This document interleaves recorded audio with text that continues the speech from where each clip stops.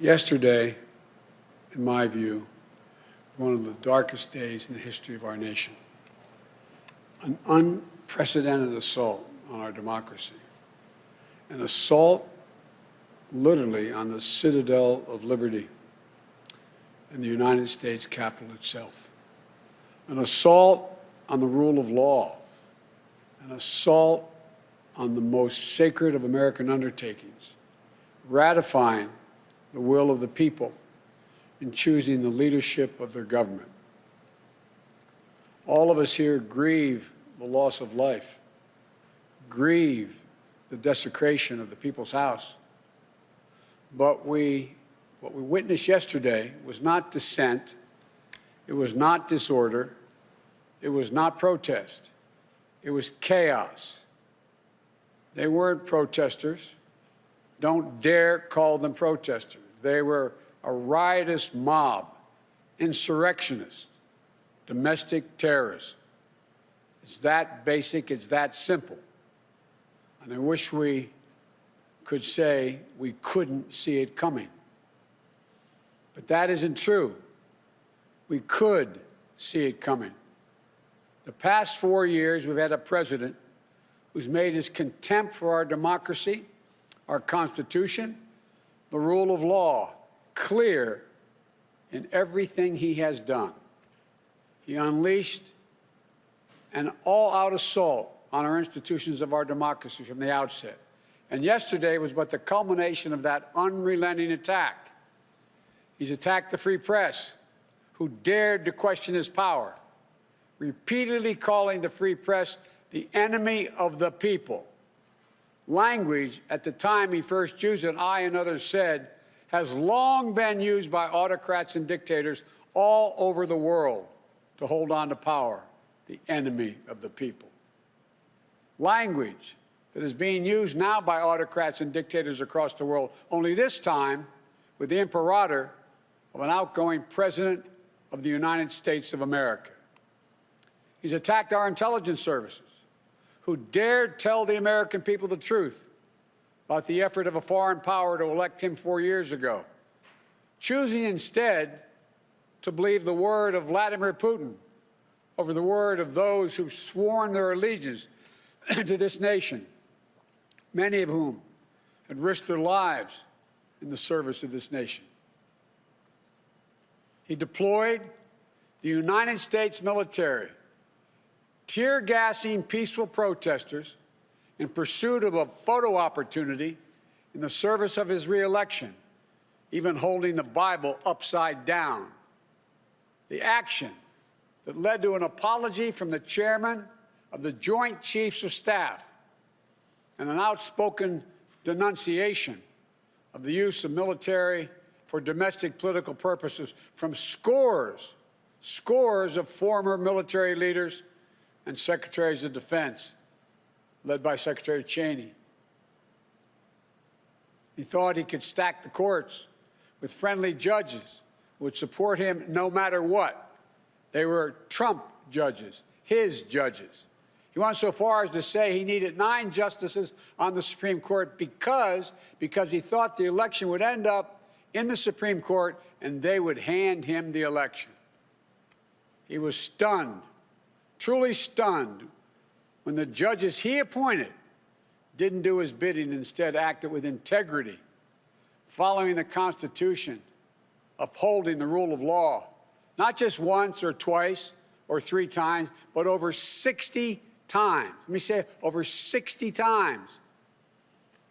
In more than 60 cases, in state after state after state. And then at the Supreme Court, as judges, including people considered, quote, his judges, Trump judges, use his words, looked at the allegations that Trump was making and determined they were without any merit. Nothing was judged to put this election in question or doubt by any of these judges. You want to understand the importance of democratic institutions in this country? Take a look at the judiciary in this nation. Take a look at the pressure it was just subjected to by a sitting president of the United States of America. At every level, the judiciary rose to the moment during this election, did its job, acted with complete fairness and impartiality, with complete honor and integrity. When history looks back in this moment that we've just passed through, I believe it will say our democracy survived in no small part because of the men and women who represent an independent judiciary in this nation. We owe them a deep, deep debt of gratitude. And then there's the attack on the Department of Justice, treating the Attorney General as his personal lawyer and the department as his personal law firm. Through it all, we would hear the same thing from this president. My generals, my judges, my Attorney General. And then yesterday, a culmination of an attack on our institutions of democracy. This time, the Congress itself, inciting a mob to attack the Capitol, to threaten elected representatives of the people of this nation, and even the Vice President, to stop the Congress from ratifying the will of the American people in a just completed free and fair election. Trying to use a mob to silence the voices of nearly 160 million Americans who summoned the courage in the face of a pandemic that threatened their health and their lives to cast that sacred ballot. I made it clear from the moment I entered this race that what I believe was at stake. I said there was nothing less at stake than who we are as a nation, what we stand for, what we believe, what we will be. At the center of that belief is one of the oldest principles this nation has long held. We are a government of laws, not of men, not of the people, of laws. I said it many times in the campaign. Our democratic institutions are not relics of another age. They're what sets this nation apart. They're the guardrails of our democracy. And there is no president. That's why there is no president who is a king. No Congress that's a House of Lords. A judiciary doesn't serve the will of the president or exist to protect him or her. We have three co-equal branches of government. Co-equal. Our president is not above the law. Justice serves the people. It doesn't protect the powerful. Justice is blind. What we saw yesterday in plain view was another violation of the fundamental tenet of this nation. Not only did we see the failure to protect one of the three branches of our government, we also saw a clear failure to carry out equal justice. I don't know if you used to say in the Senate, excuse a point of personal privilege. A little over an hour and a half after the chaos started, I got a text from my granddaughter, Finnegan Biden, who's a senior in her last semester at the University of Pennsylvania. She sent me a photo of military people in full military gear, scores of them lining the steps of the Lincoln Memorial because of protests by Black Lives Matter. She said, "Pop, this isn't fair. No one can tell me that if had been a group of Black Lives Matter protesting yesterday, they wouldn't have been treated very, very differently than the mob of thugs that stormed the Capitol." We all know that's true.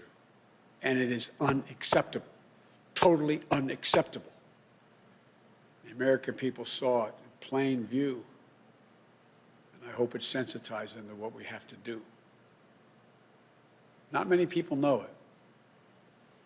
When Justice Garland and I were talking, we talked about, I think he raised it, the reason for the Justice Department was formed in the first place. It was back in 1870. We didn't have a Justice Department before that, Cabinet. It was formed in 1870 to enforce the Civil Rights Amendment that grew out of the Civil War, the 13th, 14th, and 15th Amendments, to stand up to the Klan, to stand up to racism, to take on domestic terrorism. This original spirit must again guide and animate its work. So as we stand here today, we do so in the wake of yesterday's events that could not more have vividly demonstrated some of the most important work we have to do in this nation, committing ourselves to the rule of law in this nation, invigorating our domestic and democratic institutions, carrying out equal justice under the law in America. Hi, everyone. George Stephanopoulos here. Thanks for checking out the ABC News YouTube channel. If you'd like to get more videos, show highlights, and watch live event coverage, click on the right over here to subscribe to our channel. And don't forget to download the ABC News app for breaking news alerts. Thanks for watching.